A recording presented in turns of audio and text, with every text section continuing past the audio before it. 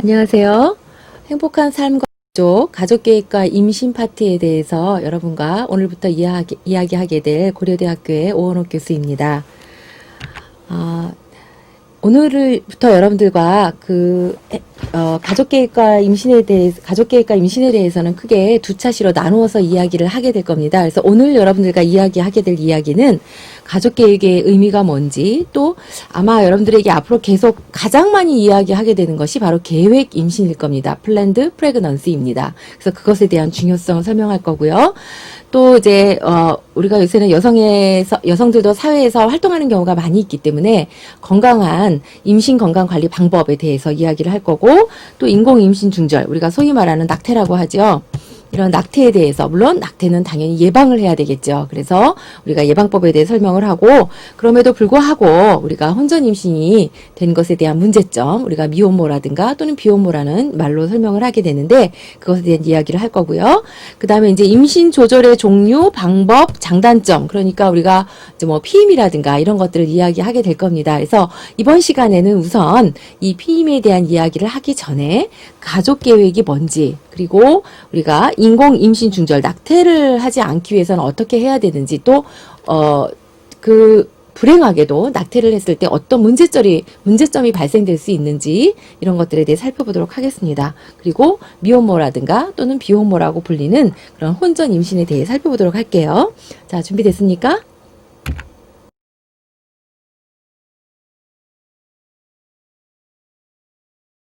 자, 우선 가족계획의 의미에 대해서 먼저 알아보도록 하겠습니다. 가족계획이란 뭘까요? 과거에 우리나라에서 말하는 가족계획의 의미는 산하 제한의 의미였습니다. 그래서 전봇대 같은 데 보면 둘만 낳아 잘 기르자, 뭐 내지는 열아들 열아들보다 딸 하나가 낫다, 뭐 이런 내용의 표어들이 막 붙어 있었는데, 최근에는 어떤가요? 우리나라가 아주 심각한 저출산 국가에 들어가죠. 그래서 국가의 생존에 위협이 될 정도로 굉장히 출산율이 저하된 나라입니다. 그래서 단순히 아이를 몇 명을 낳아야 된다, 이것이 가족계획이 아니라, 가족계획이라는 거는 좀 더 포괄적인 의미에서 내가 몇 명의 아이를 또 어느 정도의 터울로, 언제, 어떻게, 또 그것을 위해서 내가 준비해야 되는 건 뭔지, 이런 것들을 생각하는 것이 가족계획이라고 볼 수 있습니다. 그래서 가족계획이라는 거는 부모의 건강, 가정의 경제 능력, 자녀를 양육해낼 수 있는 부모로서의 책임을 감당할 수 있는 능력에 맞게 계획을 세워서 출산하는 것이 가족계획입니다. 우리가 단순히 산술적으로만 생각을 해봐도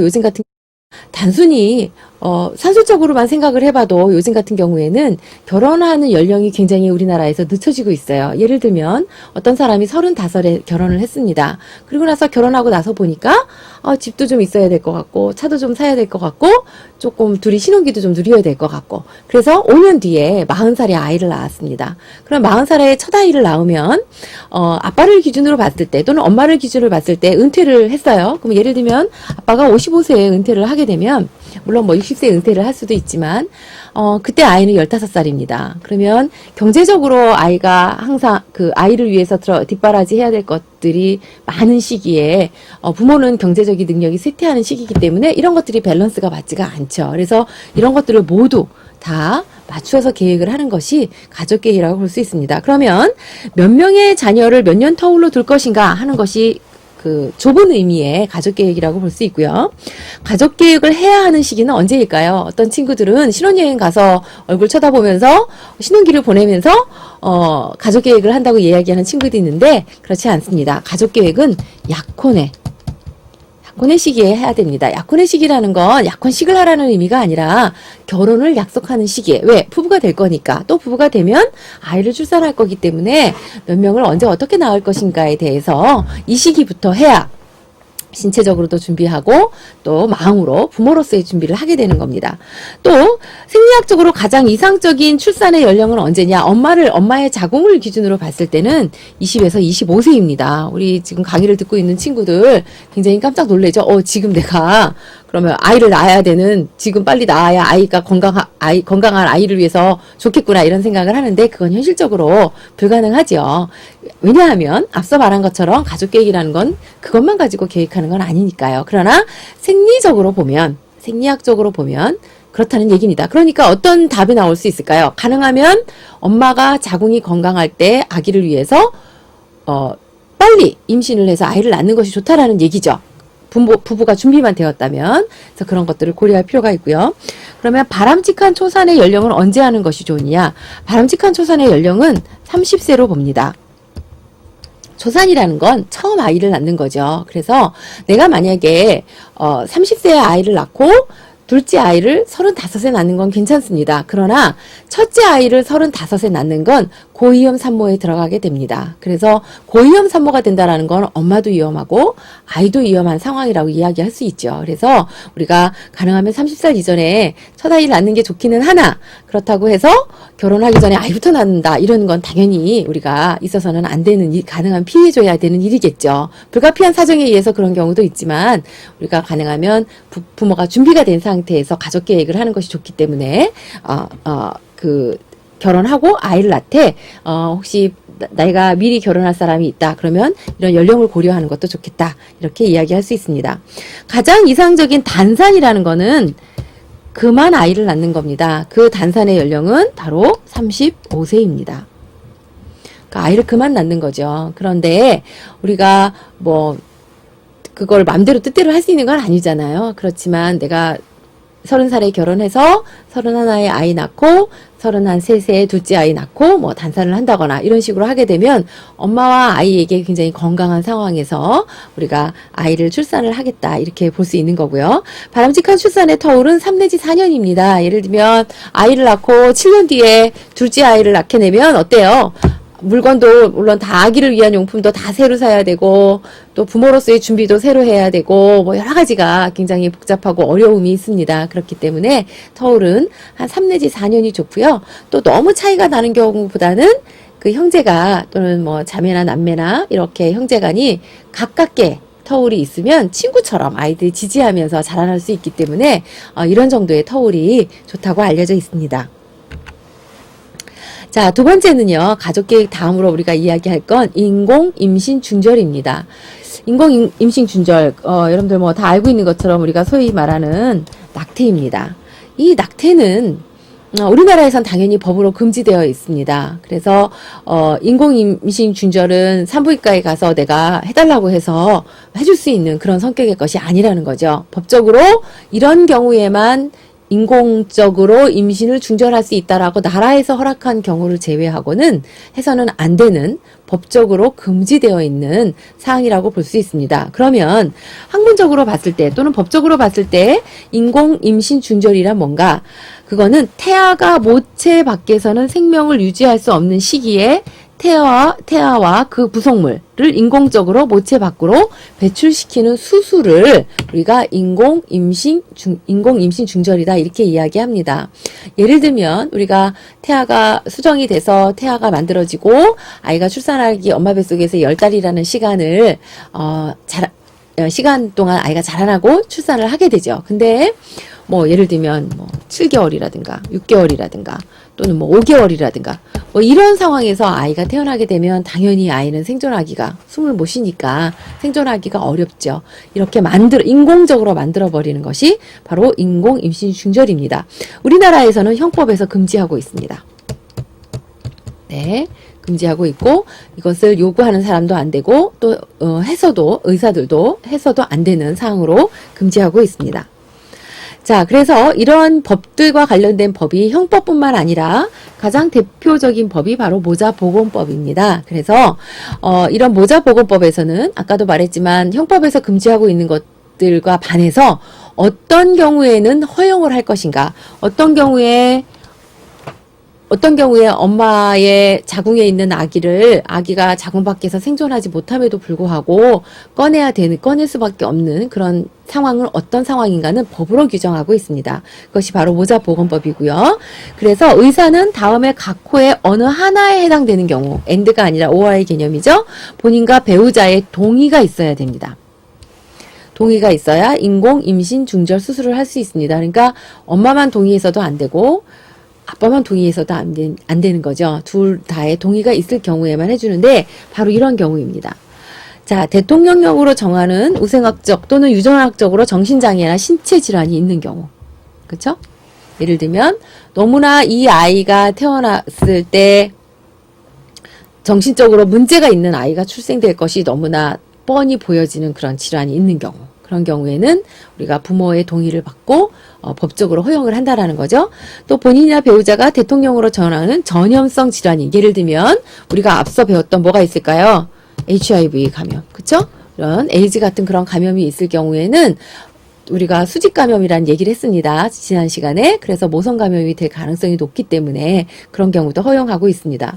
또 강간이나 중강간에 의해서 임신되는 경우, 이런 경우에는 우리가 깜깜한 밤중에 어떤 상황에서 그런데 내가 불행하게도 임신이 됐다. 그런 경우에는 우리가 허용을 해주고 있습니다. 법적으로요.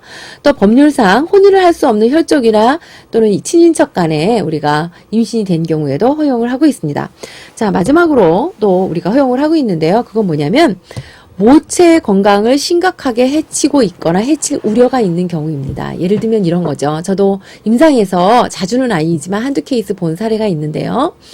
어떤 엄마의 경우에 예를 들면 심장병을 가지고 있어요. 그런데 평소에 생활을 하는 데는 전혀 문제가 없습니다. 전혀 문제가 없는데 여성이 임신을 한다라는 건 굉장히 많은 변화가 있습니다. 예를 들면 영양적으로도 몇 배가 필요하고요. 숨 쉬는 것도 훨씬 잘 숨을 쉬어줘야 되고 호르몬의 변화도 생기고 여러 가지 변화가 일어나고 그 변화에 엄마가 적응을 하고 태아를 건강하게 키우게 되는 거죠. 그래서 평소에는 별로 증상이 없었는데 임신을 하니까 엄마가 가지고 있었던 심장병의 소인이 드러나면서 심장병이 악화되는 거죠. 그랬을 때 엄마가 임신을 더 이상 유지하게 되면 엄마의 생명을 잃을 가능성이 굉장히 높다라는 의학적 판단이 있게 되면 동의를 받고 우리가 낙태를, 그러니까 인공 임신 중절을 허락하고 있습니다.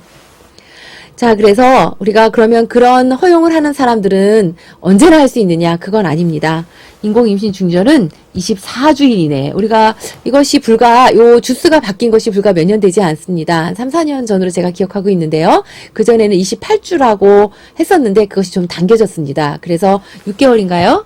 6개월 이전에만 우리가 할 수 있고 그 이후에는 우리가 인공 임신 중절을 금지한다라는 거죠. 또 할 수 있는 우생학적 유전 아까 대통령령으로 정하는 질병들이 바로 이런 거죠. 연골 무형성증이 있거나 낭성 섬유증이 있거나, 굉장히 어려운 이야기이긴 하나 어쨌든 생존에 굉장히 영향을 미칠 수 있는 그런 유전적인 질환입니다.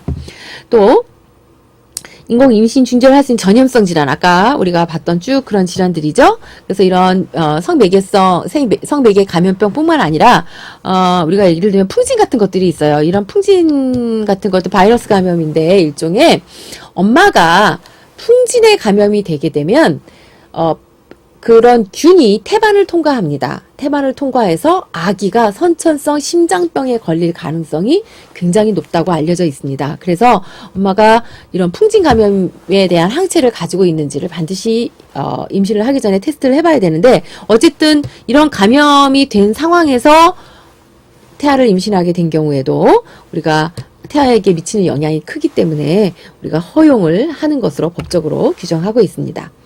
자, 그래서 이런 관련된 법적인 개념을 봤고요. 우리나라에서 인공임신 중절의 실태를 보게 되면 다행스러운 건 제가 몇 년 전에 이 강의를 찍을 때보다 훨씬 더 많이 줄었다는 겁니다. 그때 2010년도 당시에 우리나라에서 인공임신 중절 예방을 위한, 근절을 위한 특별법 비슷한 것을 발표하고 난 이후에 굉장히 많이 줄었습니다. 그래서 그러나 그럼에도 불구하고 우리나라는 다른 OECD 선진국에 비해서 아직도 굉장히 많은 인공임신 중절률을 보이고 있는 나라에 속합니다. 그래서 미혼과 기혼을 보게 되면 17%와 14%로 기혼 여성이 약간 더 높은 것으로 알려져 있습니다. 그리고 우리가 생각할 때는 미혼 여성이 더 많을 것 같은데 글쎄요, 기혼 여성이 더 많은 것으로 알려져 있고요. 물론 미혼 여성 같은 경우에는 제가 볼 때는 숨겨진 데이터도 있지 않을까 하는 생각은 듭니다. 그래서 어쨌든 좀 더 많은 우리나라가 다른 선진국에 비해서 많다라는 것을 알 수가 있고요.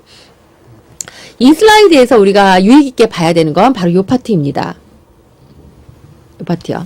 그러면 사람들이 왜 인공 임신 중절을 할까라는 것에 대해서 나와 있는데요.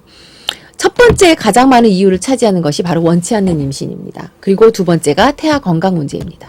자, 그러면 우리가 지금 오늘의 이슈는 인공임신 중절을 예방하는 것이 우리의 이 학습의 목표죠. 그럼 예방하기 위해서는 어떻게 하느냐도 굉장히 중요한데, 그러면 그게 예방 가능한 것인가를 살펴볼 필요가 있어요. 그런데 여기 나와 있는 이유들은 예방가를 살펴볼 필요가 있어요. 그런데 여기 나와 있는 이유들은 예방이 가능하다라는 거죠.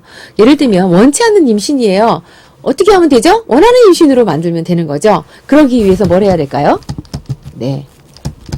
계획 임신이라는 걸 하면 됩니다. 내가 플랜드 프레그넌시 언제 어떻게 몇 명의 아이를 어떻게 낳을 것을 계획을 하게 되면 당연히 이런 낙태를 해야 될 일이 발생을 하지 않게 되는 거고, 태아의 건강 문제도 마찬가지입니다. 계획 임신을 하게 되면 엄마가 예를 들면 어느 날 내가 약을 먹었어요. 너무 심하게 감기에 걸려서 항생제를 한 일주일 이상 먹었는데 보니까 어때요? 약에 의해서 태아가 선천성 기형아로 출생될 가능성이 굉장히 높다. 그러면 우리가 낙태를 할 수밖에 없는 상황이 발생될 수도 있다라는 거죠. 그렇기 때문에 우리가 그런 경우에는 내가 만약에 준비가 된 부모라면 그런 것들 예방할 수 있다라는 거죠. 그럴 경우에 약을 안 먹고 또 뭐 술도 안 하고 담배도 안 하고 또 영양도 굉장히 좋은 영양분을 섭취하고, 그래서 엄마의 몸 자체를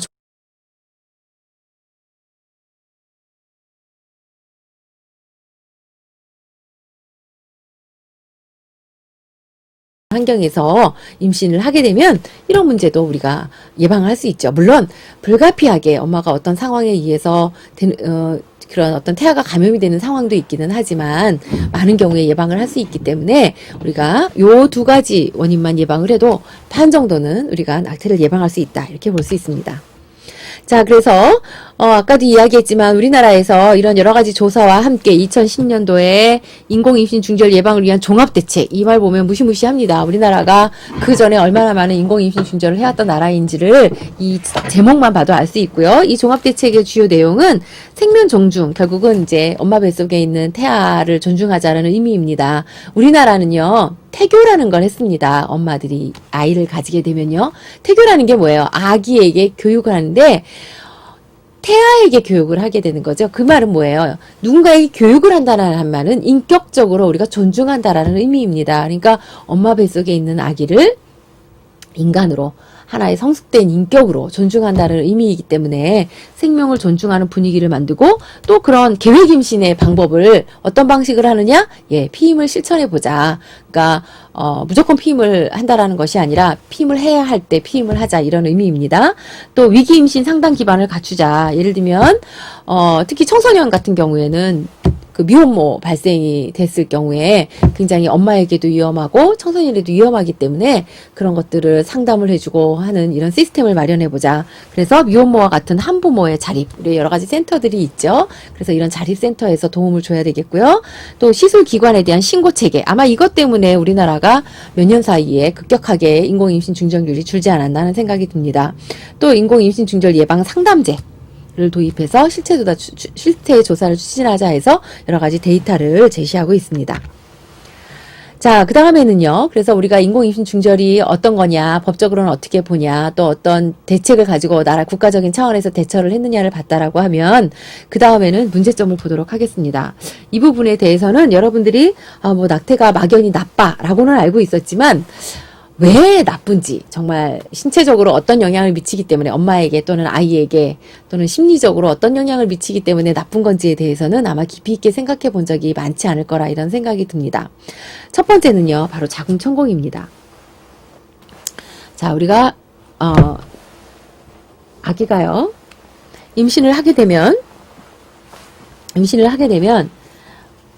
네, 난자가 여기 배란을 하게 되고요. 정자가 이렇게 들어오게 됩니다. 그러면 만나는 부위는 여기 자궁에서 만나는 것이 아니라 난자와 정자가 만나는 건 여기 나팔관입니다. 이 나팔관에서 만나서 그걸 우리가 수정란이라고 하죠. 수정란이 내려와서 여기 착상을 하게 됩니다. 자궁 내에 착상을 하게 되는 걸 우리가 요 착상까지 해야 임신이라고 해요. 그런데 우리가 소위 말하는 낙태를 하게 되는 건 바로 요 단계에서 하게 되죠. 아기가 착상을 해서 요 안에서 이제 태반이 만들어지게 되고 착상을 하게 되는데, 이거를 어떻게 해요? 인공임신 중절이는 억지로 끄집어 내게 되는 거죠. 그런데 이 끄집어내는 단계에서 우리가 임신을 하게 되면 아기에게 많은 영양분을 공급하기 위해서 여기 혈액이 이렇게 많이 고여지게 됩니다. 이렇게 부풀어 올라요, 자궁 내막이. 부풀어 오르는 이런 걸 다 끄집어내는 겁니다. 그러면서 이런 끄집어내는 과정에서 너무 과격하게 되는 경우에는 여기 지금 나와 있는 것처럼 자궁천공이 됩니다. 여기에 자궁천공이라는 게 뭐예요? 여기 구멍이 나게 된다는 그런 굉장히 심각한 출혈과 감염이 일어나게 되고, 그로 인해서 출혈이 되면 여기서 출혈이 되면 여기 있던 혈액이 바깥으로 누출이 되고, 여기가 어디예요? 복막이죠. 복부에 있는 막 쪽으로 흐름이 되고, 가장 대표적인 것이 복막염입니다. 그래서 이런 자궁천공 시에 복막염이라든가 이런 손상을 유발하게 되고요. 이런 자궁천공이 되게 되면 나중에 이제 우리가 불임이 초래될 수가 있습니다. 그러니까 한번 그냥 우리 이번에 아기 낳지 말자 이렇게 부부가 결정하고 인공 임신 중절을 하게 되면 간혹 이런 자궁천공 등의 문제들로 인해서 더 이상 아이를 가질 수 없는 상황이 초래될 수가 있기 때문에 우리가 신중하게 하고 더 좋은 건 계획 임신을 해야 됩니다. 두 번째는요. 너무 자주 아기를 우리가 인공임신 중절을 할 때 이렇게 끄집어내는데 여기가 질입니다. 질이 있고 이렇게 들어가서 끄집어내게 되고 여기가 자궁경관이에요. 자궁경부. 그래서 여기가 이제 나중에 지금은 이렇게 점으로 되어 있지만 여기 이제 나중에 10cm 벌어져서 아기 머리부터 나오게 되는데 여기가 아기가 10달 동안 다 자랄 때까지 딱 딱 조여줘야 되잖아요. 그래서 아기가 흘러내리지 않아야 되는데 여기가 너무 무력해지는 거예요. 이걸 우리가 뭐라 그러냐? 자궁경관 무력증이라고 합니다. 너무 유산을 자주 하다 보면 인공적인 유산을 자주 시키다 보면 자궁경관이 무력해져요. 그래서 어떤 일이 발생이 되느냐? 아기가 작을 때는 아기가 작으니까 별로 부담이 없는데 자궁경부가 아기가 점점점 커져. 예를 들면 5개월, 6개월 커지게 되면 그냥 확 벌어지게 되는 거죠. 아기가 이미 그걸 우리가 이제 조산이라고 얘기를 하게 되는, 유산이나 또는 조산이라고 얘기하게 되는 겁니다. 그래서 이런 가능성도 높아지게 되고요.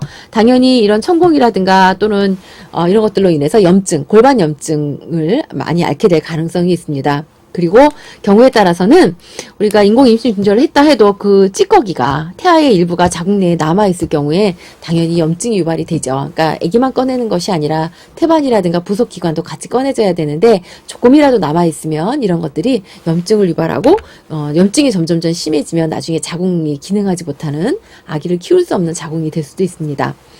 자, 그래서 또 한 가지, 그래서 이런 것들에 대해서 하나씩 그 구체적인 사례를 살펴보게 되면 첫 번째가 자궁의 임신과 불임입니다. 자, 자궁의 임신이라는 건 금방 설명을 했는데요.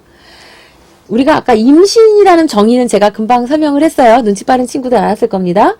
임신이라는 건 수정란이 내려와서 여기 착상이 된 상태가 되어야 임신이지 여기 수정란만 있는 거를 우리가 임신이라고 안 합니다. 그냥 수정란의 단계라고만 이야기해요. 그런데 얘가 내려오지 않고 여기 머무르는 거예요. 그냥 지금 여기 그림에 보시면 여기 머물러 있거나 그러니까 난자와 정자가 만나서 그냥 여기 머무르는 겁니다. 이런 상태, 자궁이 아닌 여기에 원래는 착상이 돼야 되는데 자궁이 아닌 곳에 머물러 있게 되는 걸 우리가 자궁의 임신이다. 그러면 생각해 보세요. 그럼 거기서 뭐 임신 유지하면 되지? 그게 아니죠. 아이가 점점 자라나야 되고 태반도 만들어져야 되는데 여기서는 그런 기능을 하기가 어렵죠. 그래서 우리가 결국 심한 경우에는 출혈이 일어나게 되고 난관을 결찰하게 되는. 그러면 난관을 이쪽에서 결찰하게 되면 어떤 일이 벌어져요? 여기서 난자를 배란을 해도 더 이상 어떻게 돼요? 정자가 올라와서 만나기가 어렵죠. 그러면 이쪽에 한쪽에서 그러니까 임신의 가능성이 2달에 한 번 꼴밖에는 안 되는 그런 불행한 사태가 올 수도 있게 된다라는 겁니다. 그래서 불임을 초래할 수가 있는 그런 상황이 초래가 되고요. 자, 그 다음에 두 번째 문제점 중에 하나는 전치태반입니다. 말이 좀 어려운데요. 전치태반이 뭐냐면 태반이 다른 곳에 자리 잡는 겁니다. 뭐냐면 이게 정상입니다. 자, 아기가 수정란이 되면 태반이 만들어져서 탯줄을 통해서 신생아에게 산소와 영양을 공급하게 되는데 태반이 여기 자궁 경부, 나중에 결국은 아기가 나오게 되는 출구는 여기 경부잖아요. 이 자궁 경부가 열려져 있어. 그러니까 자궁 경부를 막으면 안 되죠. 태반이. 이 빨간 부분이 태반입니다.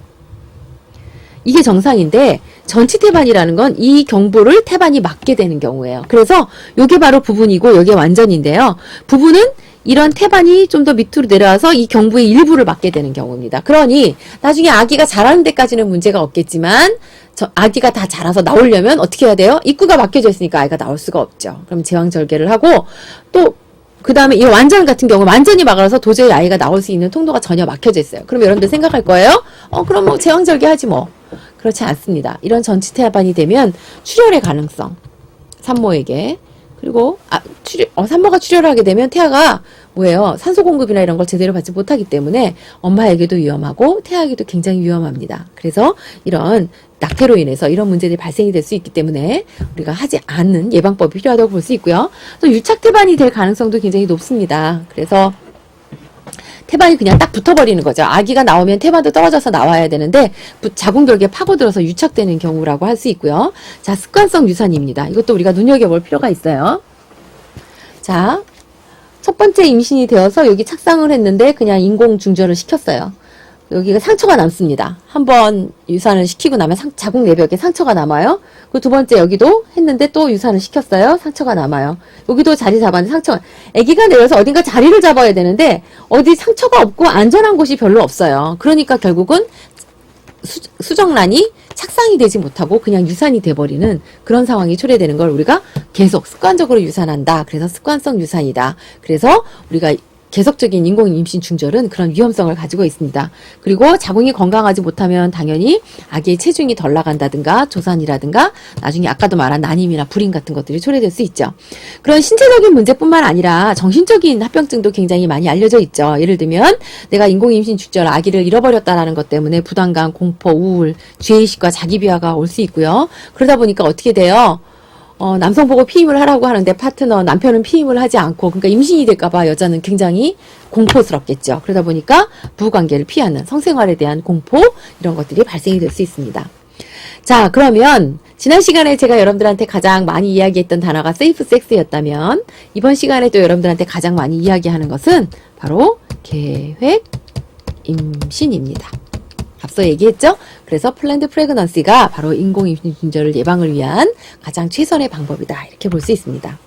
자, 그래서 인공임신 중절 예방을 위해서 발달 단계별 가이드라인을 했는데요. 꼭 이것이 뭐 원칙이다, 법칙이다 그런 건 아니고 우리가 원치 않는 임신이었잖아요. 아까 첫 번째 원인이. 그러니까 원치 않는 임신이 되지 않도록 하기 위해서는 청소년기가 굉장히 어립니다. 그래서 이때는 내가 뭐 사랑합니다. 그쵸? 사랑해요. 사랑하지 않는다는 것이 아니고 지금 우리가 이 순간에 원치 않는 임신이 발생되는 책임질 수 없는 그런 성관계를 하는 것이 문제가 되기 때문에 그럴 때 그런 것들을 원치 않을 때 노라고 의사표시를 해야 됩니다. 그리고 상대방은 노라고 얘기했을 때 제가 뭐라고 그랬어요? 지난번에 건강한 성건강이라는 거는 인격적인 존중이 바탕이 돼야 된다 그랬죠? 그것을 존중할 줄 알아야 됩니다.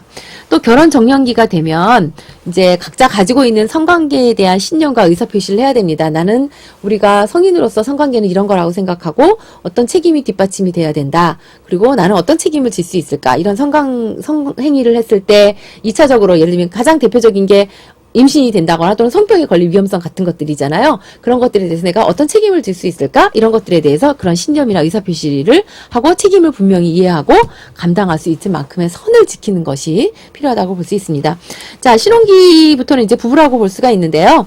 충분한 대화가 필요하죠. 예를 들면은 남편 몰래 여자 혼자서 피임약을 먹는다거나 이런 것들은 건강한 그런 성 건강이 아니라고 보여지기 때문에 그런 것들이 커뮤니케이션이 돼야 되겠고 또 피임 방법을 정확히 알아야 되겠죠. 가족 계획의 의미입니다. 알고 피해야 할 때 피하고 할 때 임신 원할 때 하는 것이 필요하다고 볼 수 있고요. 출산의 터울도 조절을 해야 되는데 아까 3나지 4년이 좋다고 했죠. 연년생을 지향하는 것이 좋고요. 물론 생기면 당연히 우리가 출산을 해야 되겠지만 플랜드 프레그넌시 계획 임신을 해서 조절을 할 수 있으면 좋겠고 자녀 계획을 마친 피임 그 부부 같은 경우에는 이제 일시적인 피임이 아니라 영구적인 피임, 그러니까 난관 결찰술 또는 정관 결찰술 이런 것들을 통해서 영구적인 피임을 고려할 수 있습니다. 자, 그리고 혼전 임신의 또 한 가지 가장 큰 문제점 중에 한 가지는 바로 미혼모입니다. 우리가 미혼모는요, 또 다른 말로 그 결혼을 하지 않은 엄마의 그 임신이다 해서 비혼모란 말, 또 독립심, 그런 자립심을 증가시켜주기 위해서 뭐 다른 말로 우리가 뭐 독신모라든가 이런 용어로 바꿔서 부르기도 하고요. 또는 unsupported mother, 지지되지 않는 엄마, 지지되지 받지 못하는 엄마, 의탕모 이렇게도 얘기합니다. 자, 그래서 이런 미혼모가 발생이 됐을 때 위험성은 너무나 많죠. 당연히 예를 들면은 뭐 17살이 청소년이 임신을 했다. 뭐 남자 청소년과 여자 청소년이 성행위를 통해 임신을 하게 되면 당연히 낙태를 고려하게 될 겁니다. 그건 당연히 불법 낙태라는 거죠. 또 당연히 고의원 임신입니다. 자, 고의원 임신에 대해서 우리가 대부분 이런 미혼모 발생은요, 물론 뭐 연령이 어느 정도 있는 뭐 30대라든가 뭐 20대 후반 이런 경우도 있지만 청소년기에도 굉장히 많이 발생이 되는 것으로 알려져 있는 걸 여러분들이 잘 알고 있습니다. 이 청소년기가 어떤 시기냐? 되게 바빠요. 청소년기 다 아시죠? 여러분들의 키는 대부분 청소년기 때 자란 키입니다. 청소년기는 그로스 스퍼트, 굉장히 급성장하는 시기입니다. 그러다 보니 영양이라든가 이런 것들이 굉장히 많이 필요한데 그때 내가 임신이 됐어요. 그럼 어때요? 나 하나 크기도 바쁜 시기에 임신이 됐으니 태아가 제대로 커지기가 쉽지가 않겠죠. 그리고 또 엄마도 영양 공급이 지금도 철분이라든가 이런 영양 공급이 그 이전에 비해서 2배 이상 필요한데 임신을 하게 되면 더 필요하니까 빈혈 같은 것들이 유발될 가능성이 굉장히 높다고 볼 수 있습니다. 그래서 이런 철분 결핍성 빈혈이 생길 수 있고요. 임신성 고혈압이라고 그래서 임신과 함께 고혈압이 생기고 막 전신에 부종이 생기고 심하면 경련도 일으킵니다.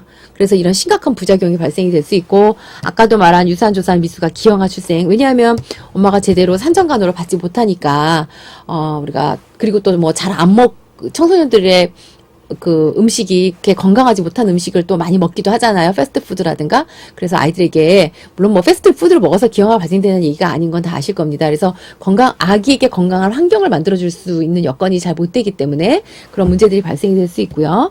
또 아까 말한 난임이라든가 불임, 정신적인 충격. 자, 이것도 문제가 되죠. 강제적인 학업 중단 종용입니다. 고등학교나 또는 중학교 다니는 아이가 임신을 하게 되면 그런 어떤 낙인이 찍히게 되죠. 쟤는 아이가 임신을 했어. 뭐 저러고도 왜 학교를 다녀. 뭐 이상한 비행 청소년인가 봐. 이렇게 낙인을 하게 되기 때문에 굉장히 문제가 있는데, 우리나라에서 한 조사한 데이터에 의하면 그러니까 고등학생이에요. 예를 들면 고등학생이나 중학생이 임신을 한 경우에 학업에 대한 의지에 대한 거를 봤더니 매우 강하다가 30%, 강하다가 28.8%, 더하면 대략 한 60%가 됩니다.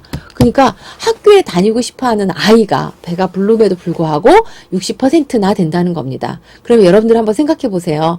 뭐 물론 그런 상황이 발생되지 않는 것이 좋겠지만 이왕 그렇게 돼서 아이를 낳기로 결심을 했다라고 하면 지지해 줄 수 있는 사회적인 분위기가 돼야 되겠죠. 그래서 우리가 학교라든가 이런 데서 지지해 줄 수 있는 분위기가 되었으면 좋겠다 하는 생각이 듭니다. 자, 그래서 우리가 여기까지 우리가 가족계획에 대한 파트를 크게 2파트로 나눠서 볼 텐데, 오늘 첫 번째 파트로 가족계획의 의미가 무엇인지, 또 인공임신 중절의 예방과 관리는 어떤지, 혼전임신에 대해서 살펴봤고요. 그래서, 그것들에 대해서 간략하게 퀴즈를 통해서 정리를 해보도록 하겠습니다. 여성에게 모체와 신생아를 위해서 가장 좋은 단산, 그러니까 이제 그만 아이를 낳아야 되는 연령이죠? 그거는 바로 35세. 그쵸? 초산의 연령은 아까 30세. 처음 낳아야 되는 연령은 30세. 자, 인공임신 중절 예방을 위한 가장 좋은 방법은 또 나왔네요. 네, 바로 계획 임신입니다. 그래서 계획 임신이라는 건 생리적인 측면, 태아의 측면도 있지만 우리가 부모로서의 마음가짐을 갖는 것에서도 굉장히 중요합니다.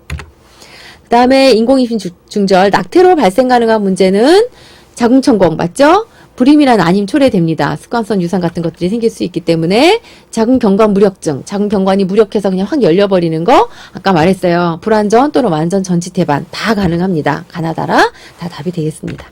네.